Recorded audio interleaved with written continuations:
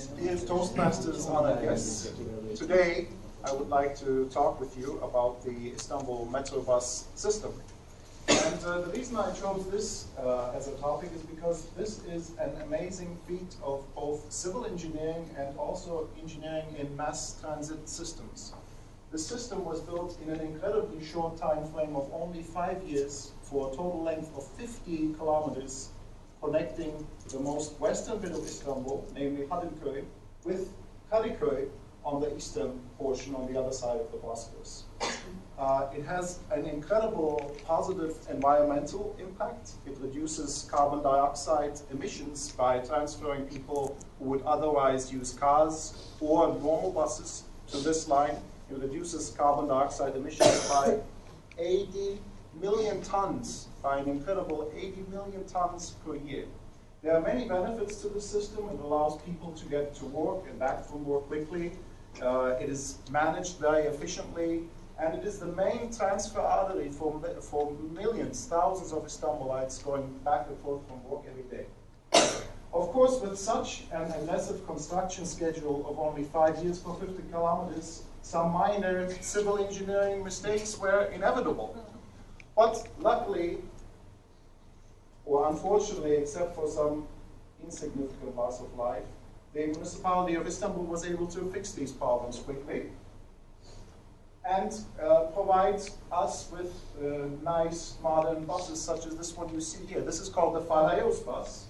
It was purchased for the incredible amount, rumored to be in the range of 1.5 million euros for a bus. But it is an incredible feat of technological engineering itself. It has sensors that allow it to travel independently from a bus operator. This is a very, very important safety feature because you can imagine with so many people taking the system, if God forbid the bus driver would ever have a heart attack or other health problem, somehow the bus has to stop safely. This bus solves this issue. It also is very large, accommodating many people, but unfortunately, as it was engineered in Holland, which is a completely flat country, and also does not have as high traffic volumes as we do here in Istanbul, it was not as operating as promised. But nevertheless, the municipality of Istanbul was able to resolve this issue quickly and provide us with efficient, clean, safe, easy-to-use stations which we can use in all weather conditions. Unfortunately, or fortunately, the municipality says the traffic volumes ended up being quite a bit higher than was calculated. They calculated around 500,000 people would use this system per year, but the actual number was quite a bit higher. Actually, it was more than 50% higher, of 752,000 passengers per day.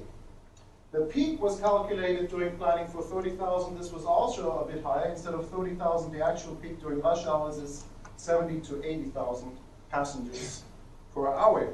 But the municipality of Istanbul was not discouraged by this. They actually saw this positively because this was proof to them that this was truly an efficient and perfect solution to meet the traffic needs of the municipality of Istanbul. So to solve this solution, what the municipality decided to do was to increase the frequency of the buses to be able to service these additional people. So yes, you can push in more buses into the stations, but unfortunately you cannot solve the overcrowding. But nevertheless, by pushing more and more buses through the station, we could get a much more efficiently functioning system. Unfortunately, by putting so much operational pressure on the system, some minor accidents were inevitable. But the optimistic municipality of Istanbul was not discouraged much by this and took pride in the positive feedback they got from passengers who had very pleasant travel experiences. In fact, the municipality of Istanbul was so encouraged by the positive feedback they got from the system that they decided to export it to other municipalities. And not only did they decide to do this, they were successful in doing this. Since 2013, last month, February 2013, the municipality of Lahore, which is the capital of Punjab in Pakistan, is also using a metro bus system, thanks to the efforts of representatives, as you see here, from the municipality of Istanbul, who have visited Lahore as a delegation to explain the benefits of the system to them. Now, I want to give you some information about Lahore and Punjab. Punjab is the most populous region of Pakistan with a population of 96 million. That is a little bit more than half of the entire population of Pakistan. And the feat of selling the Metrobus system to the municipality of Lahore is all the more incredible if you compare the amount of money that was spent on the system with some of the monies that are spent on other projects in this region. For example, the municipality of Lahore spent 30 billion rupees paying it to the municipality of Istanbul to build the Metrobus system in Lahore. If you compare this to some of the other expenditures that Punjab has, this figure becomes all the more amazing, and you realize what an incredible feat of salesmanship this was by the municipality of Istanbul to sell this to Lahore. Because if you look at all of Punjab, their yearly development budget for the entire region is 30 billion rupees. So that means just Lahore, just on one project, they spent 50% of the development budget of the entire territory.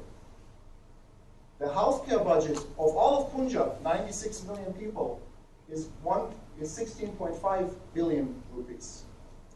This is slightly more than half of what was spent on the Metrobus system. And as another point of comparison, the cost of building a modern hospital facility with 300 beds in Lahore is estimated to be around 2.8 billion rupees. You can build more than 10 hospitals for the cost of one Metrobus system. But thanks to the successful salesmanship of the municipality, instead of all these things, now the people of Lahore can enjoy this pleasant transportation system and get from point A to point B efficiently.